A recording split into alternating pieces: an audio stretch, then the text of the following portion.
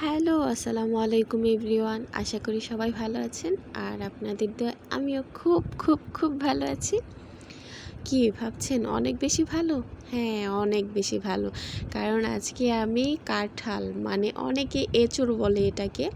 So আমি কাঁঠাল রান্না করব, মানে কাঁঠালের সবজি। সেই জন্য আমি খুব ভালো করে কাঁঠালটাকে কেটে ধুয়ে সিদ্ধ করে নিয়েছি। তারপর তেল ঢেলে পেঁয়াজ কুচি ভেজে নিয়েছি এবং আদা বাটা, পেঁয়াজ বাটা, রসুন বাটা সব কিছু দিয়ে দিয়েছি। তারপর হলুদ, ধনে গুঁড়া, মরিচ গুঁড়া দিয়ে নিলাম। যতটুকু পরিমাণ যে যেমন ঝাল খান ঠিক তেমন পরিমাণে মরিচ দিবেন। অনেকে ঝাল একটু কম খায়, অনেকে আবার বেশি খায়। সো আমি মশলাটাকে ভালোভাবে নাড়িয়ে নিচ্ছি, নিচে যেন দলা পেকে না যায় খুব।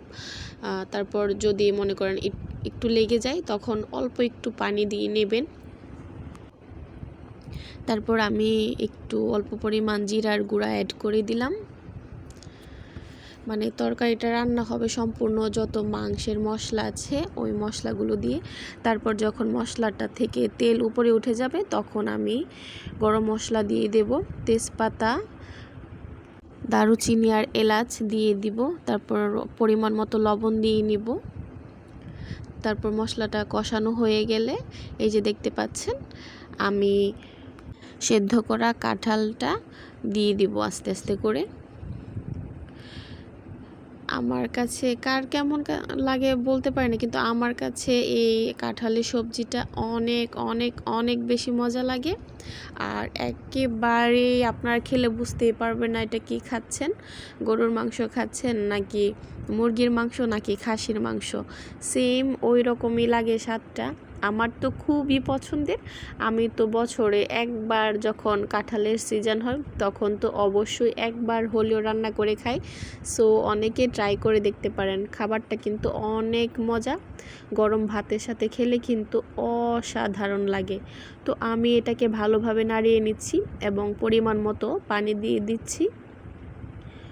তারপর আবার নেড়ে দিলাম। এখন আমি একটু ঢেকে দিব। এই যে দেখেন কত সুন্দরভাবে বলক চলে আসছে, দেখতে কেমন যেন একটা লোভনীয় মনে হচ্ছে, তাই না? আপনারা অনেকে আছেন যে এটা এখনও খাননি, তারা কিন্তু খুব তাড়াতাড়ি খেয়ে নিতে পারেন।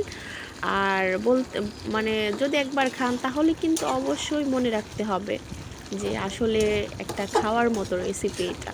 আমার তো অনেক বেশি পছন্দ, বললাম না, আমার এই সবজিটা অনেক ভালো লাগে। সব ধরনের মাছ, মাংস, সবজি সব কিছুকে পিছনে ফেলে দেয় এই সবজিটা। অনেক বেশি মজা, অনেক বেশি সুস্বাদু আর দেখতেও কেমন লোভনীয়। এই যে অবশেষে আমার রান্নাটা প্রায় হয়ে গেল। আমি আবারও একটু নেড়ে চেড়ে দিচ্ছি।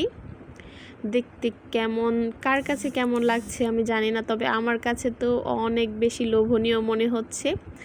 আর এই তরকারিটা দিয়ে 1 প্লেট 2 প্লেট ভাত এক্কেবারে সাবার করা কোনো ব্যাপারই না।